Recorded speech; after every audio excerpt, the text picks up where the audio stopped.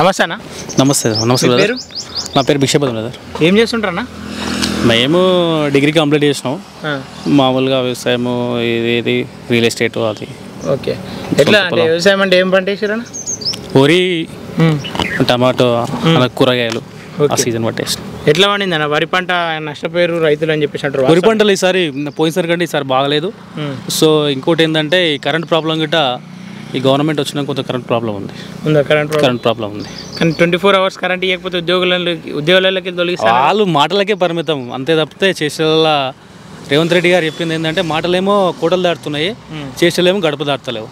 అట్లా అన్నట్టు ఉంది ఆయన పరిపాలన. వాస్తవమేనా కరెంట్? వాస్తవమే. సరే అన్న, ఇప్పుడు పార్లమెంట్ ఎన్నికలు రాబోతున్నాయి కదా. ఓకే.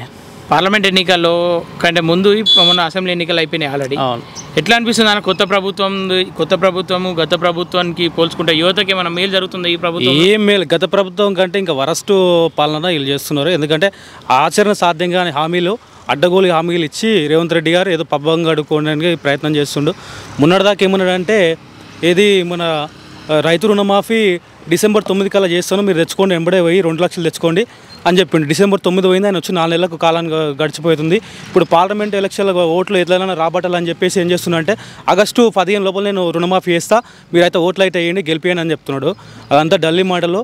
ఆయన చేసేదంతా చాలా గత ప్రభుత్వం మించి వీళ్ళు పాలన చేస్తున్నారు. ఓకేనా. కేసీఆర్ ఇప్పుడు బయటకు వెళ్ళిండు, మళ్ళీ 11 స్థానాలు నేను గెలుస్తున్నా అని ధీమా వ్యక్తం చేసిన. అలా మీ చేవేళ్ళనే కదా, మన చేవేళ్ళ కూడా ఉంది. ఓకే. ఎట్లా గెలుస్తాడా? గెలిచే అవకాశం ఉందా కేసాని జ్ఞానేశ్వర్? లేదు ఆయన అసలు ఎవరో తెలియదు, కేసాని జ్ఞానేశ్వర్ ఏందో తెలియదు. ఆయన కొత్త క్యాండిడేట్. ఇంకోటి ఆయన వయసు పైబడిపోయింది. ఆయన పార్లమెంట్లో మాట్లాడలేదు, గెలిచేయలేదు. ఓకే. గెలిచే అవకాశం లేదా? లేదు. 200%. ప్రాంతం నుండే సబిత ఉంది, గతంలో మంత్రిగా చేసింది. ఆమె ధీమా వ్యక్తం చేస్తుంది కానీ నేను గెలిపించుకొస్తాను. అంత లేదు. సబిత అమ్మ ఏదో మొన్న కొద్ది ఓటుతోని అక్కడ కొన్ని దొంగోట్లు వేయించుకొని ఆమె గెలిచింది తప్పితే అంతకు మించింది ఏం లేదు. ఆమె కొద్దిగా బయటపడ్డది అంతే. మేము ఆల్రెడీ బీజేపీ క్యాండిడేట్ అందల శ్రీరామ్ గారు గెలుస్తుండే, కాకపోతే కొన్ని దొంగోట్లు ఆమె యాడ్ చేయించుకొని ఎంఐఎం సపోర్ట్తో ఇలా ఎమ్మెల్యే గెలిచి ఉందామె అంతే. ఓకేనా. అట్లాగే చూసుకుంటే మన ఏమంటారు, ఈయన ఇప్పుడు ప్రస్తుతం ఎంపీగా ఉండు రంజిత్ రెడ్డి. ఓకే. ఆయన పరిస్థితి ఎట్లా ఉంటుంది అన్న? ఆయన పరిస్థితి పూటకు పార్టీ మారుతున్నాడు. ఆయన కేసీఆర్ పోటీ ఏమన్నా కానీ టికెట్ ఇస్తాను నీకు అని చెప్తే ఏ పార్టీ అధికారంలో రాష్ట్రంలో ఉంటే ఆ పార్టీలోకి పోయి ఆయన మీద దానా స్కామ్ అని, ఆ స్కామ్ అని, గుడ్ల స్కామ్ అని అనేక స్కాములు ఉన్నాయి. ఆ స్కాముల నుంచి బయటపడనికనే ఇలా రంజిత్ రెడ్డి గారు టీఆర్ఎస్ నుంచి పోటీ చేయకుండా ఇలా కాంగ్రెస్ పోటీ చేస్తున్నట్టు ఖచ్చితంగా ఆయన ఓటమి పడడం ఖాయం.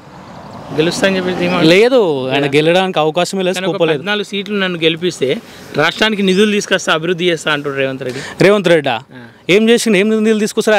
ఆయన అసలు సెంట్రల్ గవర్నమెంట్లో కాంగ్రెస్ రావాలి కదా, ఆయన నిధులు తీసుకురావాలన్నా చేయాలన్నా కానీ ఏం కొట్లాడతాడు? సేమ్ ఇంతకుముందు సేమ్ కేసీఆర్ కూడా సేమ్ అట్లా చెప్పిండు, నాకు ఇన్ని సీట్లు ఇవ్వండి, నేను అది చేస్తా ఇది చేస్తానని చెప్పిండు.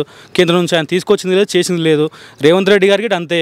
ఆయనకు 3 నుంచి 4 సీట్లు వస్తే గొప్ప, మేము బ్రహ్మాండమైన మెజార్టీతో ఎలా రాష్ట్రంలో అధిక సీట్లు బీజేపీ సొంతం చేసుకోబోతుంది. బీజేపీ ఎందుకు గెలుస్తుందని ధీమా వ్యక్తం చేస్తారు? ఈరోజు ప్రపంచ దేశాలు మోడీ గారు ఒక పాలనని అభినందిస్తున్నాయి. ప్రపంచ దేశాధినేతలు ఇలా ఆయన కొనియాడుతారు. ప్రపంచం మొత్తం మోడీ జపం చేస్తుంది. అదే కాకుండా అనేక సంక్షేమ కార్యక్రమాలు, అనేకమైనటువంటి ఆయన అభివృద్ధి పనులు ఈ 10 ఏళ్ల కాలంలో చేసిండు. మన జీడిపి కానీ, అదేవిధంగా కరోనా టైంలో మన దేశ ప్రజలను ఆదుకున్న తీరు కానీ, ఇవన్నీ చూస్తే ఖచ్చితంగా మన మోడీ గారికి ఓటేయాలి, గెలిపించుకోవాలి. సరే, ఈ ప్రాంతం నుంచి చాలా మంది బీజేపీలోకి పోయినట్టు యువత. అవును. ఎందుకని అట్లా యువత అంటే ఓన్లీ యువతనే అట్రాక్ట్ అవుతుంది? మాకు రోల్ మోడల్ మాలాంటి యువకులకు మోడీ అనేది మేము మేనియా మాకు ఒక వ్యసనం. ఆయన అంటే మోడీ అంటే ఒక వ్యసనం మాకు. ఆయన అంతే. ఆయన మోడీ అంటే మాకు ఒక వ్యసనం. కొందరికి వ్యసనాలు ఎట్లా ఉంటాయో మాకు మోడీ అనేది, మా యువతకు అనేది ఆయన ఒక రోల్ మోడల్, ఒక వ్యసనం మాకు. అంటే ఆయన అంటే మోడీ యువతకి ఏం చేసిండే ఏం చెప్తారు? మోడీకి అనేక అవకాశాలు కనిపించింది, అనేక ఎంప్లాయ్మెంట్ కల్పించిండు. ఆయన ఏది స్కిల్ డెవలప్మెంట్ పెట్టిండు, లేకపోతే ముద్రా లోన్ల ద్వారా ఈరోజు కొంత చదువుకొని ఉద్యోగాలు రాని యువతకు ముద్రా లోన్ల ద్వారా ఇలా కోటీశ్వరాలు చేసి బిజినెస్ పెట్టించి ఉపాధి కల్పించిన వ్యక్తి ఇలా మోడీ గారు. ఓకే. ఫైనల్ ఈ పార్లమెంట్ నుండి ఎవరు గెలుస్తారన్న? కొండా విశ్వేశ్వరరెడ్డి గారు 3 నుంచి 4 లక్షల మెజార్టీతోనే బ్రహ్మాండంగా గెలుస్తున్నాడు. ఆయన కొండా విశ్వేశ్వరరెడ్డి గురించి మాట్లాడుకుంటే వ్యక్తిగతంగా ఎట్లా అంటున్నా? వ్యక్తిగతంగా అయినా ఈ ఇద్దరు క్యాండిడేట్లు మీరు ఒకసారి ఆయన ప్రొఫైల్ చూసి చూడండి. ఆయన మంచి, ఆయన గ్రాడ్యుయేట్, చదువుకున్న వ్యక్తి. ఆయన స్వతహాగా ఒక సైంటిస్ట్. ఆయన ఓకే. స్వతహాగా ఆయన సైంటిస్టు, పార్లమెంట్లో మాట్లాడగలుగుతాడు. ఇంతకుముందు ఒక టర్మ్ ఆల్రెడీ ఎంపిక చేసింది కాబట్టి ఆయన గురించి మాకు తెలుసు. పార్లమెంట్లో అనర్గళంగా మాట్లాడదు. ప్రతి సమస్య మీద చేవల్ల పార్లమెంట్ సంబంధించి ప్రతి నియోజకవర్గంలో ప్రతి సమస్య పైన ఆయన అవగాహన ఉన్నది. వచ్చేది మోడీ ప్రభుత్వమే కాబట్టి ఖచ్చితంగా నిధులు తెస్తాడు. మా చేవల్ల పార్లమెంట్ డెవలప్ చేస్తాడు. ఓకే అన్న, అంటే గెలిచే అవకాశం అయితే ఉంది. 200% గెలుస్తాడు, అలా ఎలాంటి డౌట్ లేదు మీకు. ఓకేనా, థ్యాంక్ యూ.